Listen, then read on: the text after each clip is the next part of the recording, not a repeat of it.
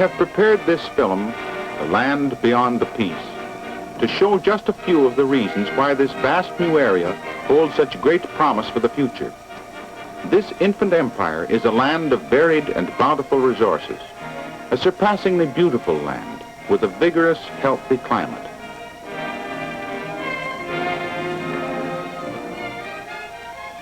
The land beyond the Peace. The Peace River forms the southern boundary of this area indicated on the map. The town of Fort St. John, British Columbia, is on the north bank of the Peace River.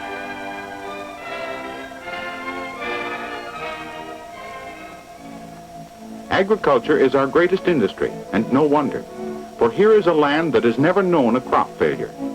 The per acre yield of grain from this rich soil is high, averaging 37 bushels for wheat and 65 bushels for oats. Perhaps you think that a farm up in this country means a log cabin set in the center of a small clearing, with the wilderness pressing in from all sides. That isn't the case today. The hardy pioneering days have been left far behind, and now our fields of waving grain stretch for miles.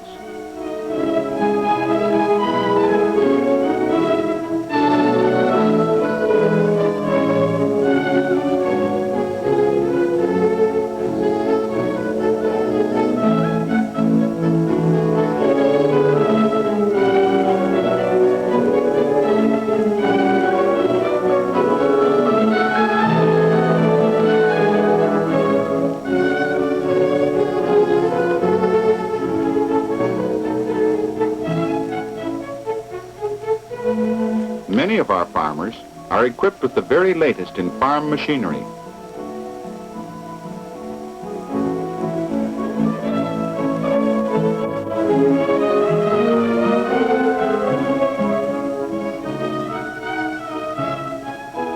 No wonder this country is called the breadbasket of the North.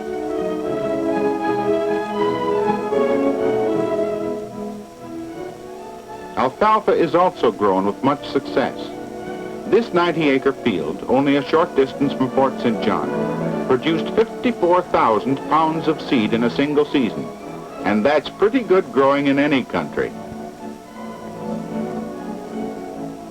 The right kind of soil, plenty of sunshine and rain, results in excellent alfalfa, and lots of it.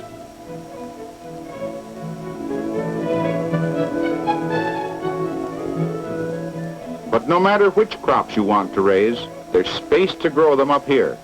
Over 10 million acres of fine agricultural land north of the Peace River is waiting to be worked. Much of it is open land, requiring very little clearing. But when it does need clearing, here's how we do it. The back-breaking methods of other years are only a memory, for this giant brush cutter does the job quickly, efficiently, and inexpensively, clearing an average of 3 acres per hour.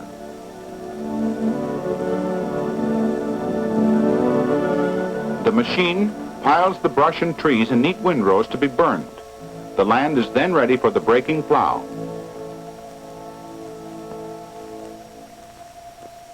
With our fertile soil and our long sunny summer days, just about everything grows. You'd travel a long way to find finer vegetables than these, and it won't be long before the women folk are busy canning and filling the basement bins. There's always plenty to last the whole year round, with some to spare.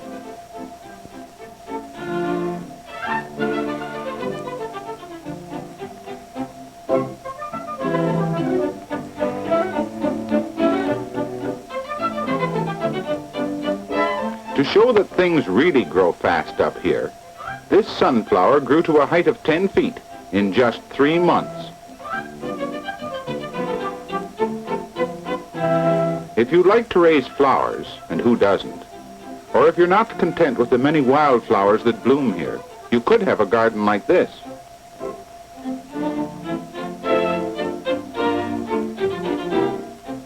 The land beyond the Peace is ideally suited to livestock raising, ranching, and dairying. This herd of purebred Herefords is only one of the many that thrive on our lush pasture lands.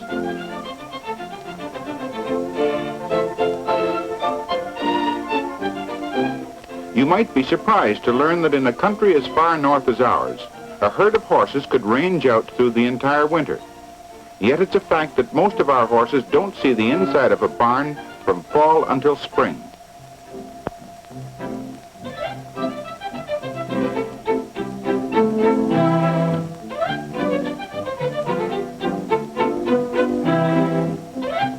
Hogs are always in demand and always profitable.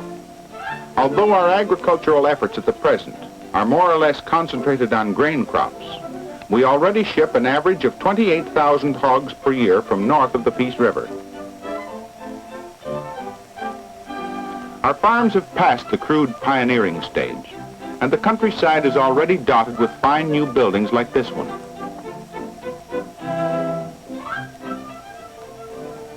Wherever one turns in the land beyond the Peace is opportunity. Just as our millions of acres of agricultural land invite the farmer, the rancher, and the dairyman, so our extensive forests offer a challenge to the pulp producer and the lumberman. While the newspaper presses of the world cry desperately for paper, our vast supply of pulpwood is waiting, ready to answer the call.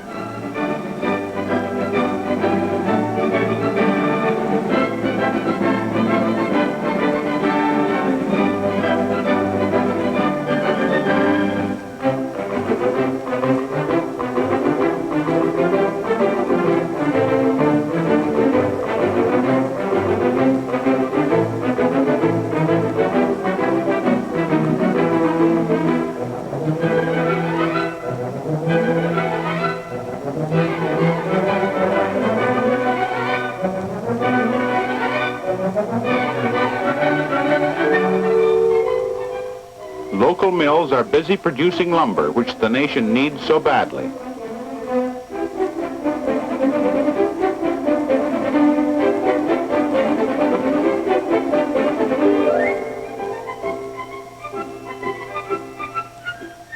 And speaking of timber, one of our nation's greatest resources, may we warn Canadians everywhere, don't let this happen to our forests.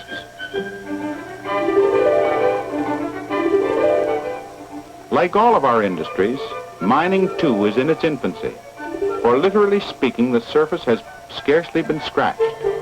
However, we do know that there is coal, and plenty of it. Here at Hudson Hope, it is now being mined on a relatively small scale, but when the rail lines come in, this rich area will be ready to supply the nation with millions of tons annually. There are over 2.5 billion tons of coal in the Hudson Hope and Carbon River areas alone, with other coal-bearing areas close by.